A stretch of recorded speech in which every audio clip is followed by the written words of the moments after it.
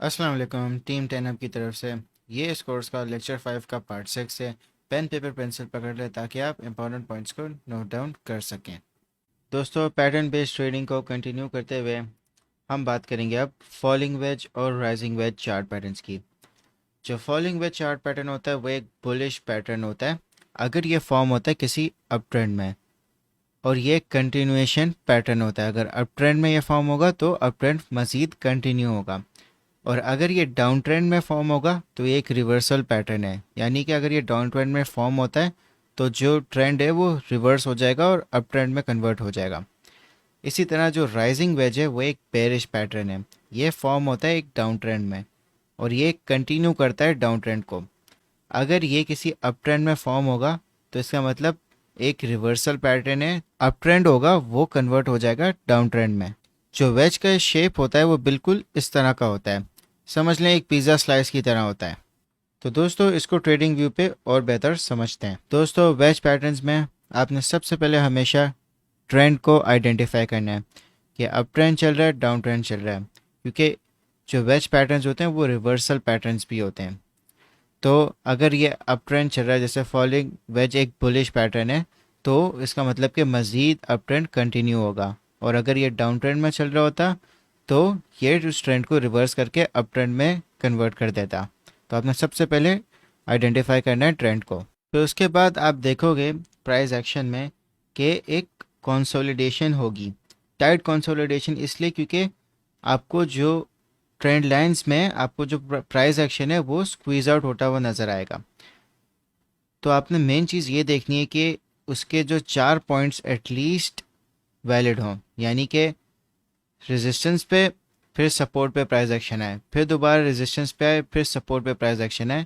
ये आपकी trend lines के विद इन जो प्राइस एक्शन है वो मूव करें।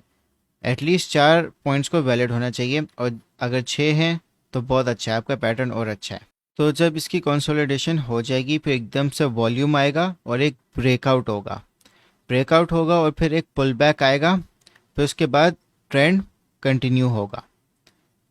तो आपने जो ट्रेड लेनी है वो आपने पुल बैक के बाद लेनी है, और जो आपका स्टॉप लॉस होगा वो आपकी लोअर इस ट्रेंड लाइन के बराबर होगा, और जो आपका टारगेट होगा वो वेज पैटर्न की हाइट के बराबर होगा, जो आपका टेक प्रॉफिट बनेगा यहाँ पे जब आप ट्रेड करोगे।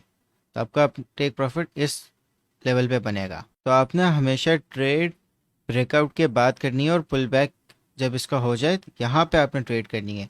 आपने इस लेवल्स पे ट्रेड नहीं करनी, क्योंकि ये पैटर्न फॉर्म हो रहा होगा, आपको नहीं पता कि ये पैटर्न वैलिड है या नहीं होगा।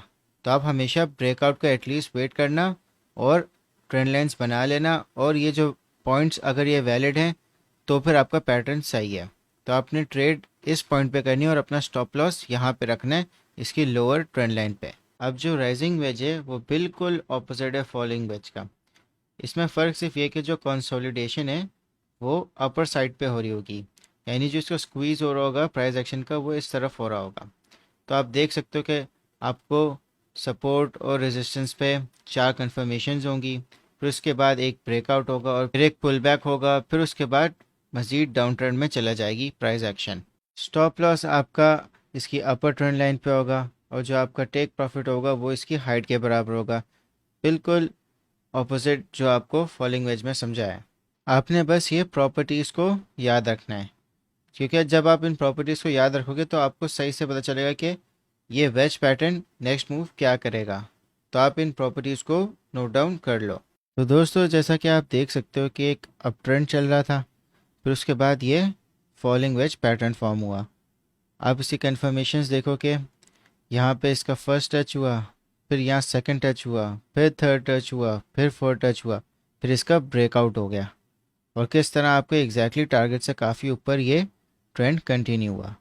तो वेज पैटर्न्स को आइडेंटिफाई करना बहुत आसान है। तो अगर आपने ब्रेकआउट के बाद पुल बैक पे ये रेड कैंडल पे आपने ट्रेड ली होगी और अपना स्टॉप लॉस इसकी लोअर ट्रेंड लाइन पे रखा होगा, आप कितना मतलब फिर भी आसानी से आपका टेक प्रॉफिट हिट हो गया, बजाय किसी भी तरह भी आप लॉस में नहीं आए।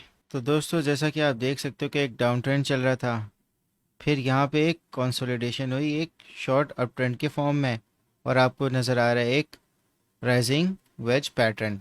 तो जैसा कि आप देख सकते हो कि यहाँ पे इसके पहला पॉइंट कंफर्म हुआ, फिर यहाँ दूसरा हुआ, फिर यहाँ तीसरा हुआ, फिर यहाँ फोर्थ होके ये ब्रेकआउट में चला गया। तो अगर आपने यहाँ से भी अगर शॉर्ट किया है और आपका स्टॉप लॉस यहाँ पे, तो तब भी आपका हिट नहीं हुआ और ये मज़ीद नीचे तक ये कंटिन्यू हुआ। तो आप देख सकते हो कि ये कितना मतलब ऑथेंटिक तरीके से आपको स्टॉप लॉस भी बताता है और आपका टेक प्रॉफिट भी। मगर ट्रेड आपने हमेशा ब्रेकआउट और पॉइंट्स की कंफर्मेशन को देखते हुए करनी है। और क्या आपका सबसे पहला स्टेप यही होना चाहिए कि ट्रेंड क्या था और क्या इसकी वेज पैटर्न की प्रॉपर्टी लग रही है। जैसे एक डाउन ट्रेंड में जो राइजिंग वेज होता है वो मज़ीद डाउन ट्रेंड को कंटिन्यू करता है। तो आप प्रॉपर्टीज़ को याद कर लें। तो वेज पैटर्न्स को हमने बहुत अच्छे से कवर कर लिया है कि कैसे आइडेंटिफाई होते हैं और कैसे इन पे ट्रेड करनी है। तो मैं आपको क्विज दे रहा हूँ, कोई भी चार्ट आप सिलेक्ट करें और उसमें राइजिंग और फॉलिंग वेज दोनों आइडेंटिफाई करें, और फिर आप मुझे रिजल्ट्स बताएं कमेंट सेक्शन में।